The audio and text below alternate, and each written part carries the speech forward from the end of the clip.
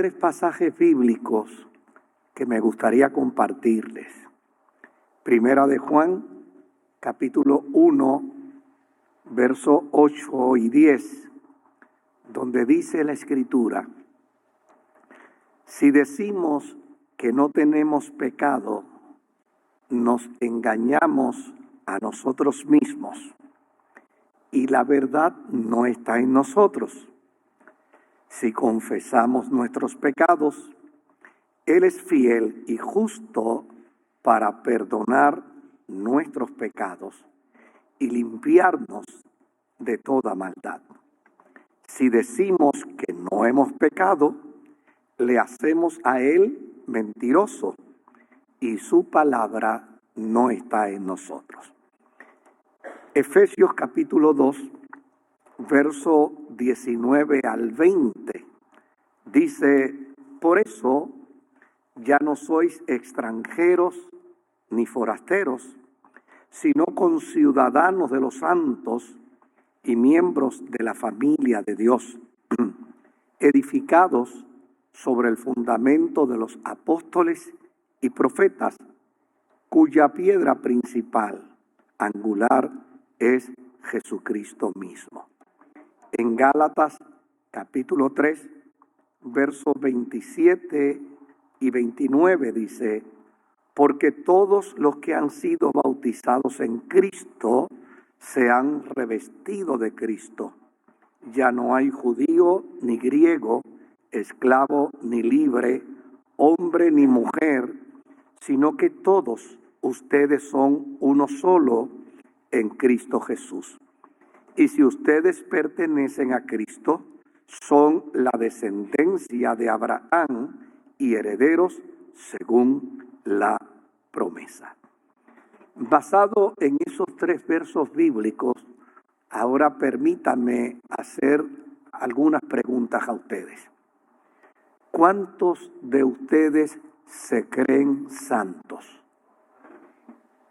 Por favor, me levanta la mano.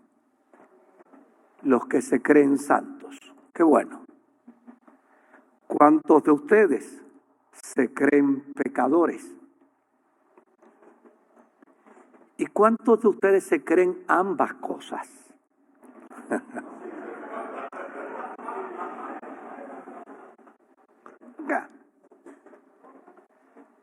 Cuando escuchamos disertar sobre este tema, descubrimos que para algunos los cristianos son santos, pero constantemente escuchamos, aún desde los púlpitos, decir que todos somos pecadores.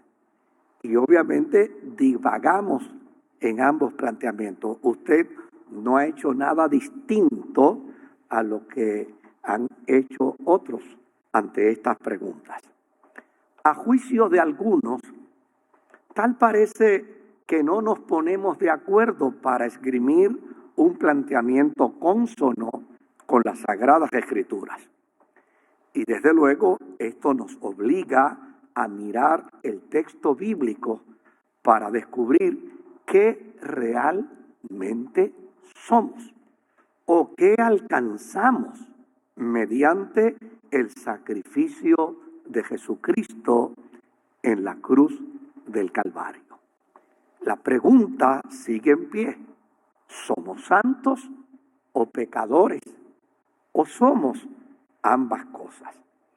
La Biblia enseña que en el momento de la creación, los seres humanos éramos originalmente buenos y sin naturaleza de pecado. Esto es lo que llaman algunos como la era de la inocencia.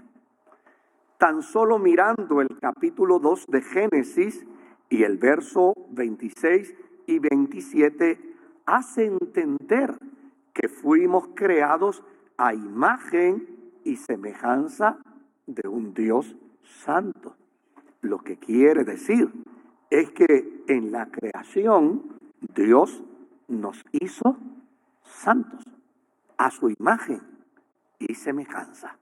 Sin embargo, La misma historia bíblica registra que como resultado de la desobediencia, tanto Adán como Eva pecaron ante Dios. Y la Biblia registra en adición que como consecuencia del pecado de Adán y Eva, estos también, sus hijos, nacieron pecadores. Lo que nos lleva a concluir teológicamente que cada ser humano es un pecador y por lo tanto, por ser pecador, está destituido de la gloria de Dios. Este es tal vez el primer capítulo de la historia de la humanidad. Hay un segundo capítulo dentro de esa historia. Un segundo capítulo donde se manifiesta el amor, donde se manifiesta la misericordia y la gracia inconfundible de Dios, que como resultado del pecado morimos, mas mediante el sacrificio de Jesucristo hemos recibido vida abundante que trasciende hasta la eternidad. El que cree en mí, como dice la Escritura, no vendrá ya más a condenación, sino que ha pasado de muerte a vida. Lo que esto quiere decir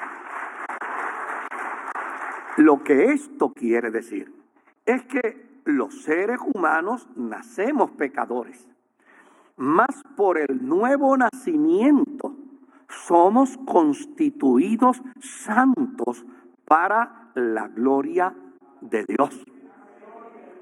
Por lo tanto, en la mentalidad de cada uno de nosotros debe quedar meridianamente claro que usted y yo somos santos. No es que usted decidió ser santo, es que Dios, el que llama las cosas que no son como si fuesen, soberanamente nos declaró santos.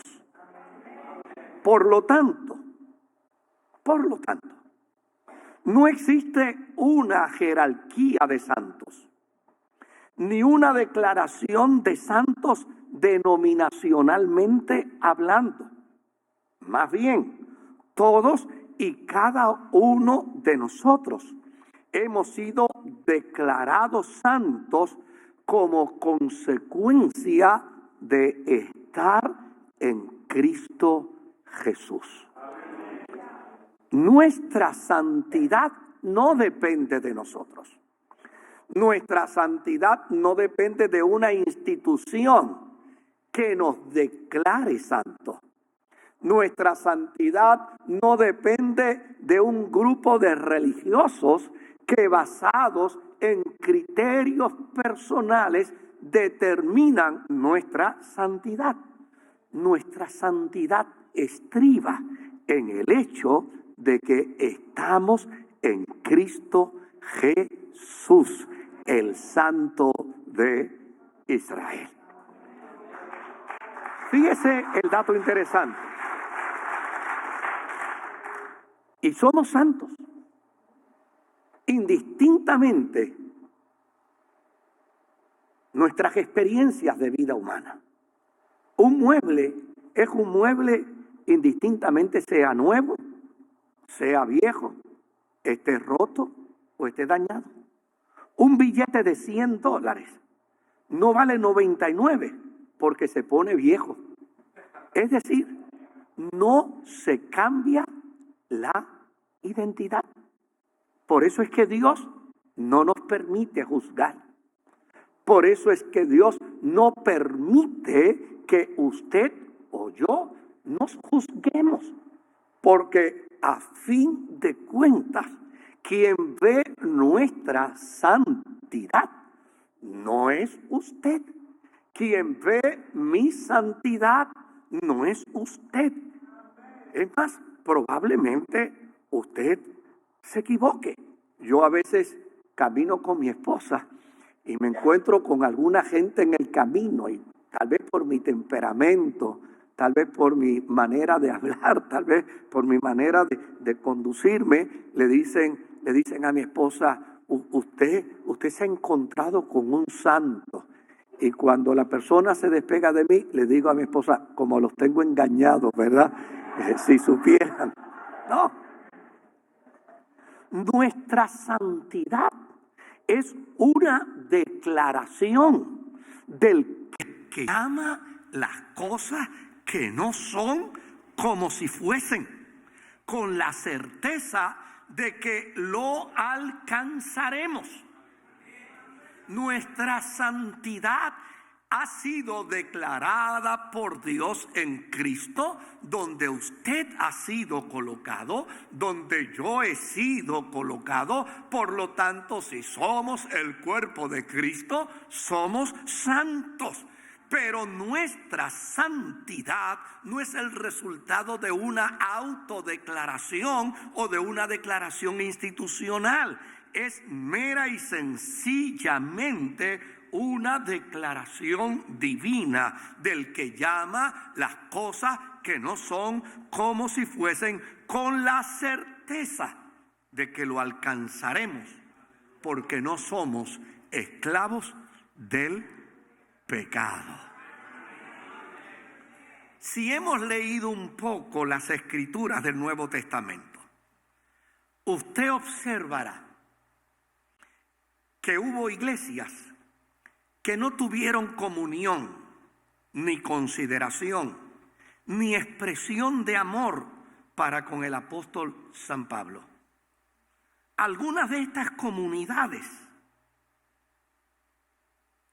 fueron confrontadas por el apóstol, porque las conductas de ellas no solo eran heréticas, sino eran pecaminosas en toda su expresión. Pero llama la atención que Pablo, poniéndolos en su lugar, confrontándolos de manera radical, no dejó de llamarlos santos. Pablo le escribe su carta a la iglesia de Galacia, a quien él quería liquidarlos, a los santos que están en Galacia.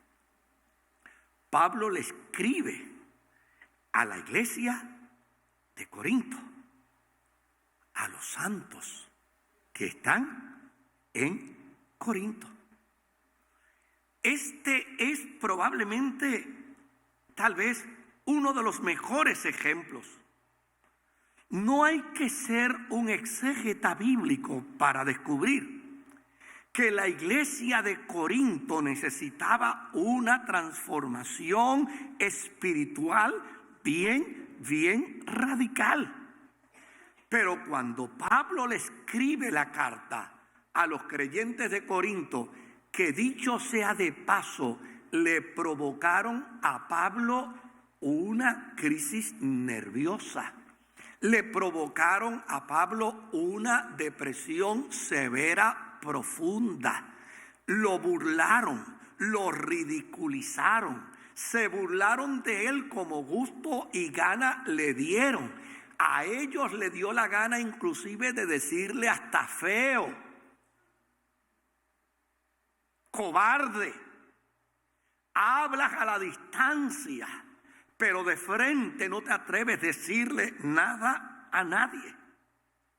Cuando usted nota esto y lo compara con la iglesia de Filipo, una iglesia noble, una iglesia amable, una iglesia tierna, una iglesia que Pablo pensaba en su necesidad y ellos salían a cubrírsela. Note bien que a la iglesia de Filipo, Pablo le dice a los santos que están en Filipo y a estos sinvergüenzas de Corinto, que yo no los hubiera llamado santos, Probablemente le hubiera dicho: hijos del diablo que todavía no se han arrepentido. A ellos también Pablo les llama de igual manera a los santos. ¿Qué hay en la mente de Pablo? ¿Qué escudriña Pablo con respecto a la iglesia, con respecto al cuerpo de Cristo? Mira lo que dice Primera de Corintios capítulo 1, el verso 1 y el verso 2. Pablo, llamado a ser apóstol de Jesucristo por la voluntad de Dios, y el hermano Sóstenes, a la iglesia de Dios que está en Corinto, a los que han sido santificados en Cristo Jesús. ¿Qué tiene Pablo en su mente? Que con todas las ofensas, con todo el daño psicológico y emocional que esta iglesia le ha hecho, todavía les dice: santificados en Cristo Jesús. Mire lo otro que dice Pablo: llamados a ser santos. Note bien el juego de palabras. Ustedes han sido llamados santos por Cristo Jesús, pero a la misma vez están llamados a ser santos. Y eso me parece que es importante para conocer un poco la mente del apóstol en términos de lo que implica ser santos en Cristo. Pero usted y yo estamos incluidos en esta introducción de Pablo. Mira lo que dice Pablo ahora en el verso 2. Y a todos los que en cualquier lugar invocan el nombre de nuestro Señor Jesucristo, Señor de ellos y nuestro. Ustedes también son santos y están llamados a ser santos. Lo que esto significa es que todos los cristianos somos justos y santos a la vista de Dios, mediante la fe en Jesucristo. Y esto porque todos nuestros pecados han sido lavados por su sangre. Y como resultado de ello, hemos sido declarados justos y santos. Pero esto no puede quedarse ahí. En adición a ello, debe quedar en nosotros la conciencia clara de que siendo declarados santos, entonces debemos caminar hacia la santificación que se nos ha declarado. Usted es santo. Usted es santa. Yo soy santo. Todos somos santos. Pero hemos sido llamados por Dios para caminar hacia esa santificación que se nos ha declarado. Porque un santo camina como santo, piensa como santo, habla como santo, actúa como santo. Es inconcebible que alguien que se concibe como santo actúe diametralmente opuesto a su santidad. Por lo tanto, es importante que en la cabeza de cada creyente, en la psiquis de cada hombre y de cada mujer, en el servicio al Señor, cuando se levante por la mañana, ya hemos dicho con claridad, usted no es santo porque usted se declaró santo. Usted es santo porque Dios lo ha declarado santo en Cristo. Pero es importante que usted y yo nos levantemos en la mañana y digamos: a la calle va un santo, a hablar con la gente va un santo, a interactuar con los individuos va a un santo. A trabajar en el hogar va un santo, a trabajar con el esposo, a trabajar con la esposa, a trabajar con los hijos, a trabajar con la familia. Eso es asunto de un santo. Mire otro dato más que yo les quiero compartir. Las 7 cartas del Apocalipsis de Juan. Allí hay 7 iglesias destinatarias. Algunas de ellas tienen mucha nobleza. Otras están con medias cualidades cristianas. Pero hay algunas que son dignas de ser vomitadas y borradas del libro de la vida. Sin embargo, a todos sus pastores se les llama ángeles y santos. Y a las iglesias, el resucitado les dice a todas ustedes, Éfeso, Esmirna, Tiatira, Laodicea, a todas ustedes yo las tengo sostenidas en mi mano derecha y camino alrededor de los 7 candeleros de ustedes. La gran pregunta que uno puede hacerse frente a este planteamiento es: ¿y quién podrá corregir a Dios? ¿Quién le puede decir a Dios? Llama a la iglesia de Filipo santa, pero llama a la de Corinto impía. ¿Quién puede hacer eso?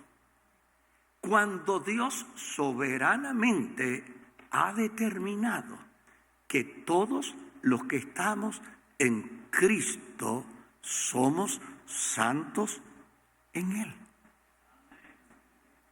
¿Quién puede determinarlo? Me encanta la pregunta del apóstol San Pablo: ¿quién puede juzgar a los santificados? ¿Quién puede condenar a los escogidos? Dios es el que santifica. Si Dios te ha llamado santo, hagámonos un favor, caminemos hacia su santidad, aun cuando sabemos que somos imperfectos. Observe bien, porque obviamente Alberto Cortés cantó una canción que decía: todo es cuestión de medida. Y yo siempre he creído que lo más importante del Evangelio es el justo balance. Observe bien, yo me he topado con gente que hablan de su santidad, pero no les reconocen santidad a nadie más. Y a los demás los miran por encima del hombro. Y a los demás los juzgan como resultado de las debilidades de la naturaleza humana. Dios es un especialista en el campo de la psicología.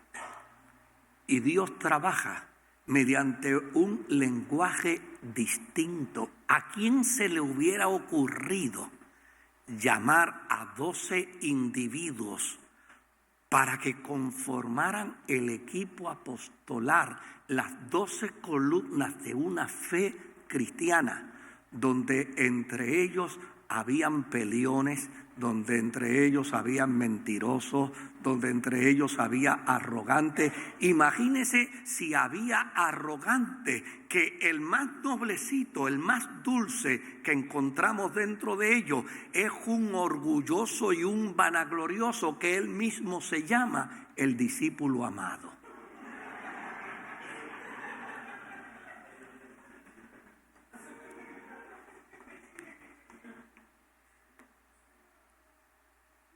Si yo soy un ser humano que puedo cometer errores, Usted es un ser humano que puede cometer errores, que puede fallar, que puede desacertar al blanco, pero lo importante es que consideremos lo que dijo Jesús: sin mí nada podéis hacer. Y cuando tú tienes conciencia dentro de tu humanidad frágil y débil, que tú estás en Cristo, mira lo que dice el apóstol San Pablo: todo lo puedo en Cristo porque Él me fortalece. Sí que soy humano. Sí que somos humanos. Y la mejor evidencia de mi humanidad es para que no me ensoberbezca. Es para que no me llene de vanagloria.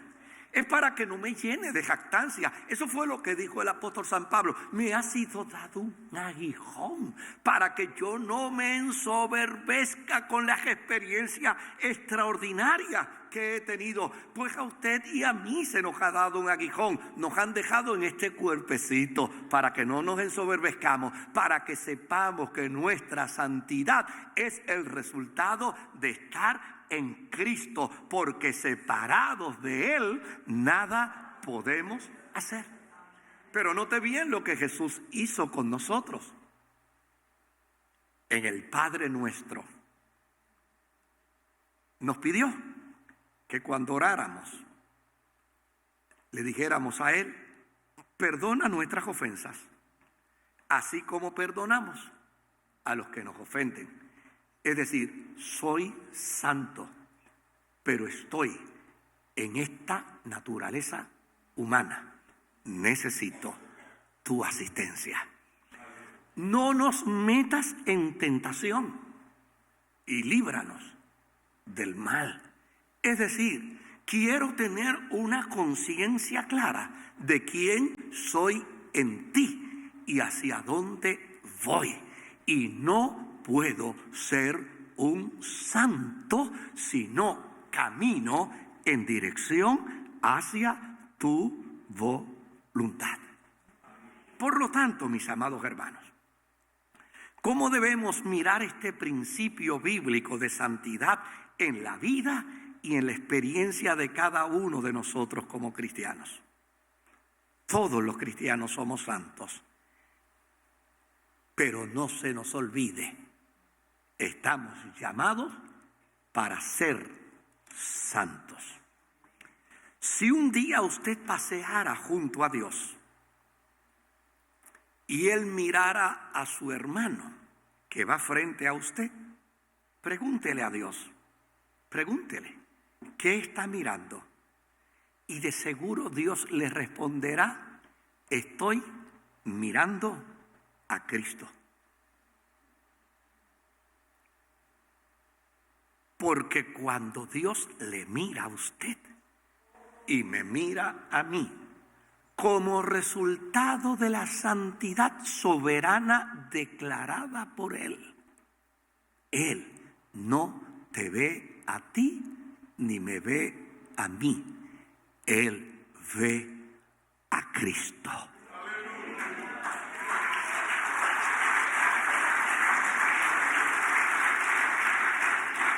Ahora, ¿qué persigue Pablo en esta mentalidad?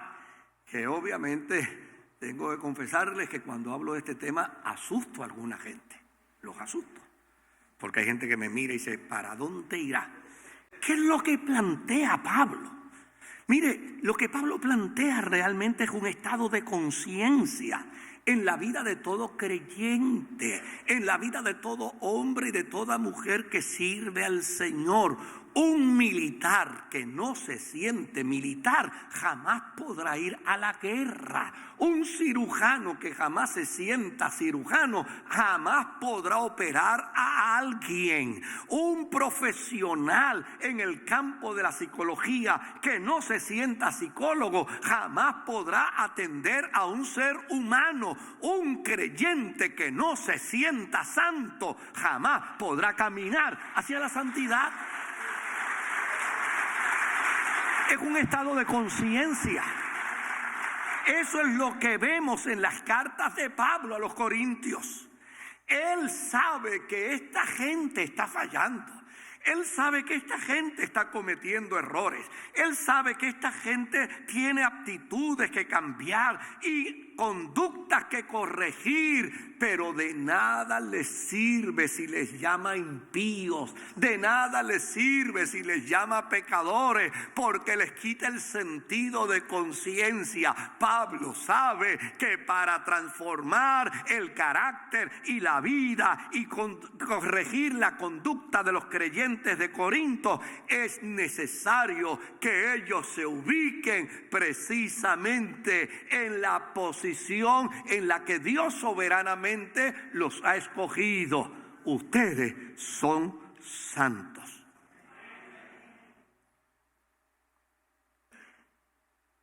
Lo que me maravilla de esta carta de Pablo a los Corintios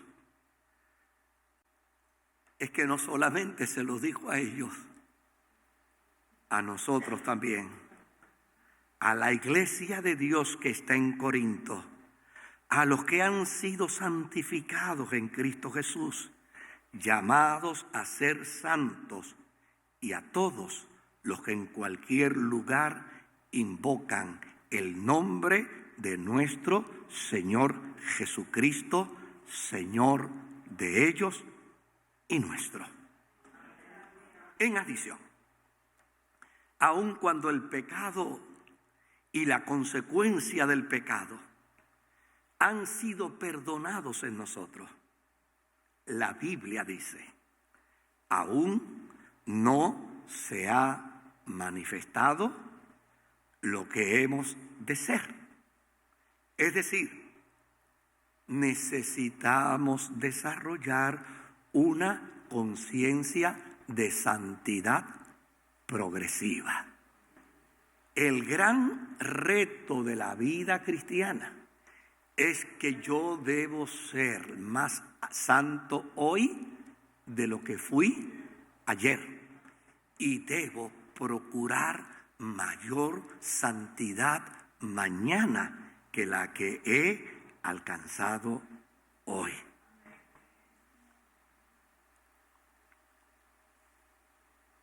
Permítame hacerle otra pregunta más. ¿Usted no ha estado alguna vez con algún amigo que le ha hecho un chiste o alguna broma y usted le ha planteado que está en la carne? Óyeme, eso es un chuletazo lo que tú me has planteado ahí. ¿Qué es lo que usted le quiere decir a ese amigo? Fíjese que eso está aquí, eso está aquí, está aquí, está aquí. ¿Qué es lo que usted le quiere decir a un creyente que le hace un planteamiento que no corresponde precisamente a esa conciencia de santidad? Estás incumpliendo con tu disciplina de santidad. Es decir, fuiste llamado para ser santo, y cualquier cosa que rompa esa consigna es una manifestación de la carne. Y lo comprendemos, lo entendemos. Es más, a veces la gente inconversa lo comprende mejor que nosotros, porque cuando yo hago algo indebido me dicen, ¿y eso que eres cristiano? Fíjese, en la experiencia de la fe cristiana necesitamos esos 3 pasos.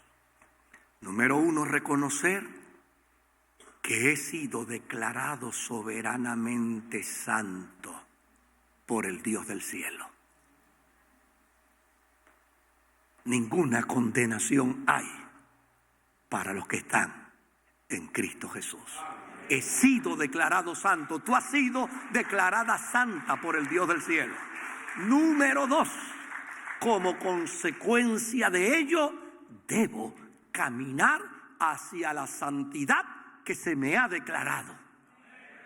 Y número 3, debo desarrollar una conciencia clara, mirando bien el mapa, conociendo bien la voluntad del Señor, para que de esta manera esta condición de carnalidad que hay en mí desarrolle una conciencia de santidad que abone precisamente a la declaración soberana de Dios a mi vida. Termino con esto. Romanos 7, 19, 25.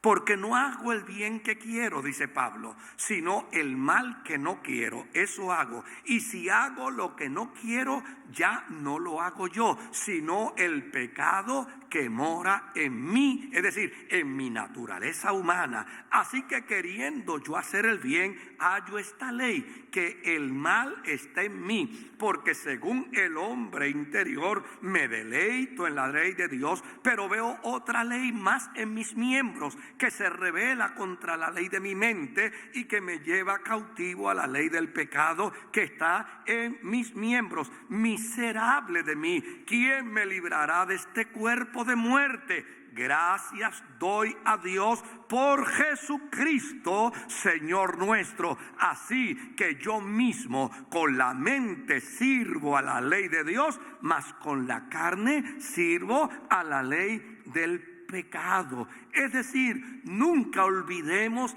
que eres santo indistintamente lo que esté aconteciendo en tu vida, porque Dios te ha declarado santo.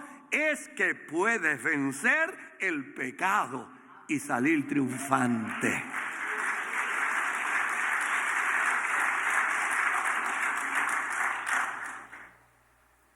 La conciencia de nuestra santificación no es para que nos sintamos pecadores, sino más bien para que dependamos del Espíritu Santo en su guianza, en el vehículo de santificación que Él nos provee, a fin de permanecer vinculados a Cristo. Yo estoy seguro que usted ha vivido esta experiencia. El bebé cuando nace llega a una etapa, ya llegando a los 2 años, que quiere caminar. Y usted lo agarra por las manitas, ¿verdad? Inmediatamente usted lo agarra por las manitas, usted lo pone en el piso. Y entonces usted le agarra los deditos y el bebé empieza a caminar. Muy difícilmente el bebé se cae. Muy difícilmente el bebé se cae mientras papá o mamá lo está agarrando por las manitas. Pero ese chiquitín, lleno de energía, de fuerza motora, descubriendo toda esa fuerza motora que tiene, en un momento dado empieza a protestar y no quiere que usted lo agarre por las manos. Y protesta, y grita y llora, porque ahora él quiere caminar solo. Qué bueno que Dios le declaró santo, envió al Espíritu Santo, para que el Espíritu Santo sea ese Padre tierno que lo lleve agarradito de las manos. Nunca se suelte del Espíritu Santo. Pídale al Espíritu Santo que le asista, que le ayude, que le sostenga con sus manos en su peregrinar de vida, para que nunca caiga. Y si cae, que sea el Espíritu Santo el que lo levante. ¿Qué es lo que yo pretendo con mi reflexión en la noche de hoy? Evitar el peligro de los extremos. El peligro de los extremos que si creemos que somos santos, no nos cuidamos de la tentación y pecamos. El peligro de los extremos que como resultado de creernos santos, caemos entonces en una arrogancia carnal, o en su defecto, caemos en la trampa de la arrogancia y de la soberbia, y comenzamos a justificar nuestras conductas sin reconocer nuestras debilidades humanas. Pero por el otro lado, el justo balance: si nos creemos pecadores, entonces negamos la eficacia del sacrificio de Cristo en la cruz del Calvario. Jesucristo derramó su sangre sobre usted, no para que después usted diga, soy pecador. No, Jesucristo derramó su sangre sobre usted para que usted diga, la sangre de Jesucristo, el Hijo de Dios, nos limpia de todo pecado. Por lo tanto, ¿cuál es el balance perfecto? El balance perfecto es entendernos santos y a la vez pecadores. Es una cualidad necesaria para la fe, dado que nos impone una meta para permitir al Espíritu Santo santificarnos. Y a la misma vez cantar como el himnólogo del principio del siglo XX, ¿para qué pecar si soy salvo, si ya tengo salvación? ¿Para qué pecar si la vida Dios me ha dado en Jesús? ¿Para qué pecar si el infierno solo espera al pecador? ¿Para qué pecar? ¿Para qué pecar? ¿Para qué pecar contra un Dios que me ha declarado santo? Santo. Romanos 8:30.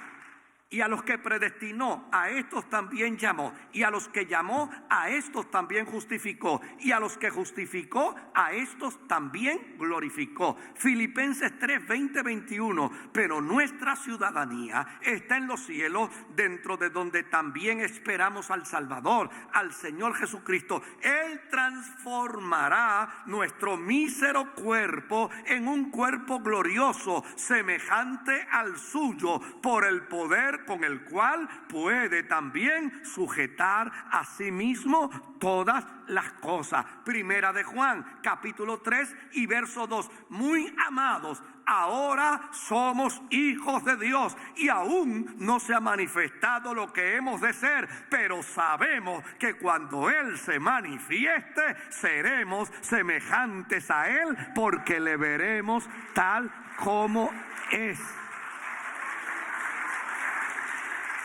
¿Sabe qué me sorprende de este planteamiento? Que comencé diciéndoles que en el huerto del Edén éramos a imagen y semejanza de Dios. En el huerto del Edén éramos santos. La Escritura ahora termina diciéndonos: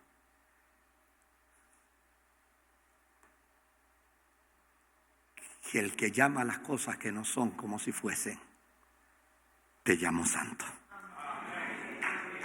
Te llamo santo. Por lo tanto, la promesa de Él es que el que te llamó santo te ha enviado a su Espíritu para que te guíe, para que te dirija, para que te instruya, para que te advierta, para que te corrija, a fin de que tú puedas, en la conciencia de la santidad, ser santo para Él. Por lo tanto, vive como santo, actúa como santo. Cuando un error de tu naturaleza humana advenga, no lo olvides. No fuiste llamado por Dios para vivir víctima de un error, de un desatino, de un desacierto de tu pecado. No. A los santos la Escritura dice: estas cosas yo las escribo para que no pequéis. Pero si pecáis, no se te olvide. Eres santo. Tienes conciencia de santo. Ahí está el Espíritu Santo en ti para redarguirte y para dirigirte.